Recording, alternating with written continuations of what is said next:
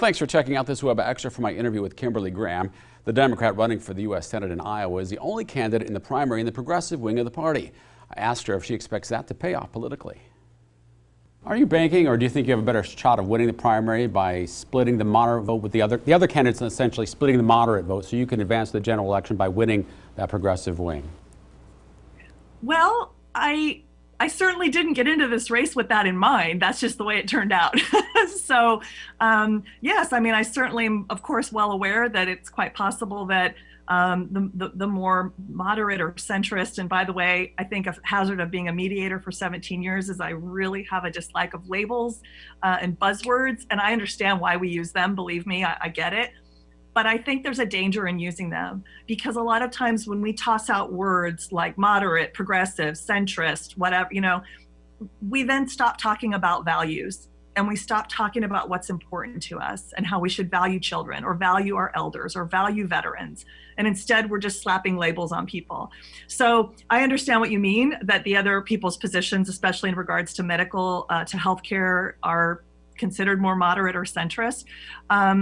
But I would just say that, the Affordable Care Act clearly hasn't worked. I'm self-employed, and as a self-employed person, my insurance rates, insurance premiums, I pay 100% of them, and they went up every year before the ACA, and they've gone up every year after the ACA. There were some great things we got out of the ACA, 3 notable great things. We got rid of those annual and lifetime caps that insurance companies had to pay out if you're very ill. We got the ability to keep your children on your insurance until they were 26, which is great. And we notably got the pre-existing condition issue, so that insurance can't kick you off or deny you insurance because you have a pre-existing condition. And we, of course, want to keep those things, though that's a given. But other than that, the Affordable Care Act has proven quite unaffordable for way too many Americans, and that has to be changed. But I see your point, and it's true that it's quite likely that the more centrist or moderate vote is going to be divided among the other 4 candidates. There's no avoiding the impact this pandemic has on campaigning. Iowans love having that personal connection to candidates. What are you doing to get out your message besides interviews like this? How personal can you get? Right. So a couple of things. One is that for people watching this, you can meet me. Okay, it's going to be on video like this. But we actually have a place on our website, kimberlyforiowa.com, that says Meet Kimberly.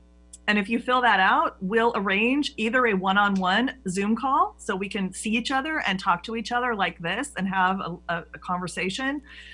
Or you can get a bunch of your friends and we can all do a Zoom call. We can all call in from our homes and have like a little house party, a little Zoom party, since I can't go out there and meet everybody in person now. And the other thing that we're doing is holding a ton of online forums where you can have discussion and ask questions of me and the guests that I'm having on with me. Tonight we're doing a small business forum. Tomorrow night we're doing a Black Lives Matter forum with Lynn County Supervisor Stacy Walker, who is an early endorser of our campaign, and a few other guests.